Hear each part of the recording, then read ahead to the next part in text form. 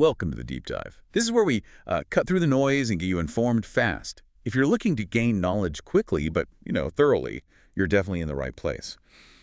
Today, we're diving deep into something, well, richer than just grammar rules or vocab lists. We're talking about the soul of the English language. Idioms. Because language isn't just correct sentences, right? It's about connection, feeling, culture, and idioms. That's where it all really comes alive. That's a really good way to frame it. Maybe we should start with the basics. Like, what is an idiom? Think of it like a puzzle. The individual words, the pieces, they don't show the picture alone, but put them together. A whole new meaning pops out. It's basically a phrase where the meaning isn't just the sum of its parts. Okay. Let's use that classic example from the sources.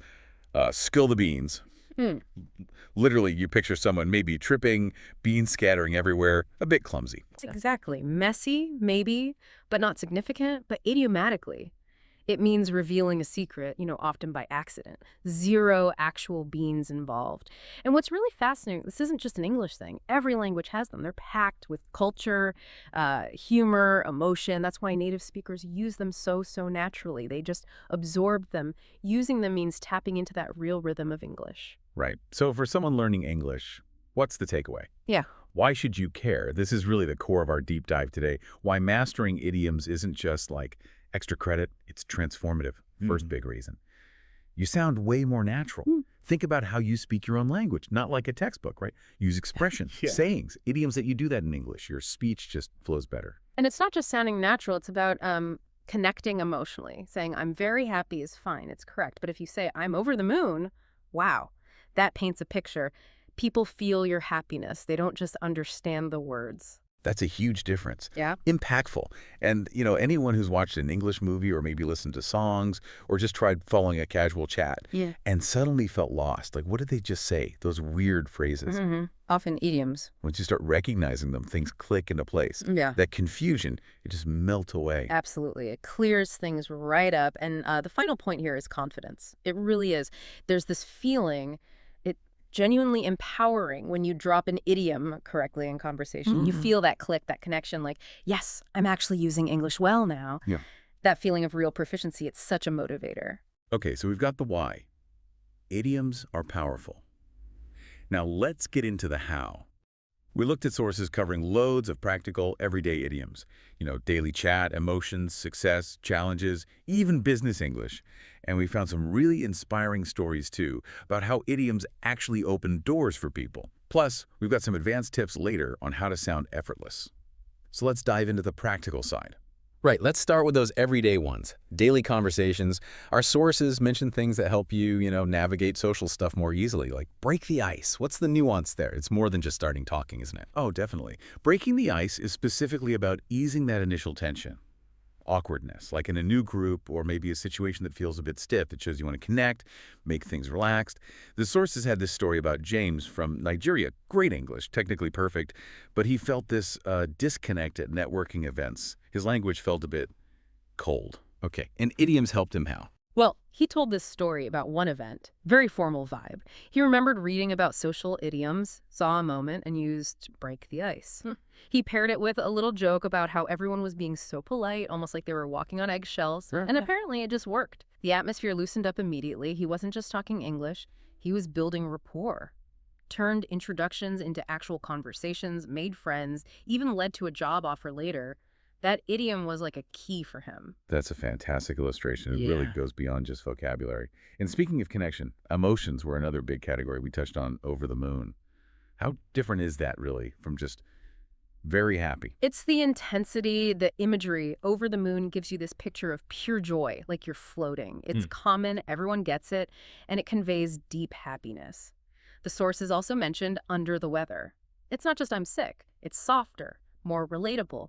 Often suggests something minor, temporary. You don't need to give all the details. It's just a gentle way to say you're not feeling 100%. It sounds like using these as a layer of maybe empathy or relatability. Okay, shifting gears a bit. From personal feelings to, say, professional life. The sources had good examples for success and challenges, too. What stood out there? Sure. For success, hit the nail on the head. That's a great one. Means you describe something perfectly, exactly right, very direct. And then on the flip side, when things aren't working out, you might need to go back to the drawing board. Basically, start over. New plan needed because the old one failed. Very common in work talk. Right. And there was that story about Maria from Brazil, navigating meeting challenges. She had good English, but felt invisible, like her ideas weren't landing. Yeah, Maria's story was really interesting. She noticed her colleagues using these short, punchy idioms. They seemed to cut through the discussion noise, so she started trying some herself, ones she felt comfortable with. In one meeting, dealing with a complex issue, lots of overthinking happening, she jumped in and said something like, "Look, this isn't rocket science. We just need better communication, a clear plan." That phrase, "not rocket science," meaning it's not that complicated, it shifted the whole room's energy. It showed her as someone who could simplify things. And what happened? Did it make a difference for her? She said it was empowering. People listened differently after that. She wasn't just giving information. She was speaking with directness, with confidence. It resonated. She went from feeling overlooked to being a key player in discussions. Felt more connected, more impactful. It really shows how these can be, like you said, social keys. That is powerful. It's not just what you say, but how you say it. Yep. With that extra flair. Okay, let's zoom in on business English for a second. Any specific idioms flagged as super useful there? Oh, yeah. Business English uses them all the time, often for efficiency or teamwork. Get the ball rolling. Perfect for kicking off a project. On the same page. Absolutely crucial for making sure everyone understands and agrees. And for creativity, you hear think outside the box constantly, encouraging new ideas. These aren't just, casual slang. They're really part of fluent professional communication. Okay, so we've covered what they are, why they're important, seen some great examples. Now that final piece, the advanced tips. How do you actually integrate them so you sound, well, effortless, not forced? This is so important because it's not about memorizing lists. That doesn't really work. The sources really hammer this home. Learn idioms in context. Don't just read a definition. See how they're used. TV shows, books, YouTube, real conversations. That way you get the feeling, the right situation. It makes them stick. It gives them life. Absolutely vital. And you don't need to feel like you have to use every single idiom you learn, right? The advice was about matching. Exactly. If saying something like a piece of cake feels weird or unnatural for you in your own language, it probably will in English too. Pick the ones that feel comfortable, that resonate with how you communicate.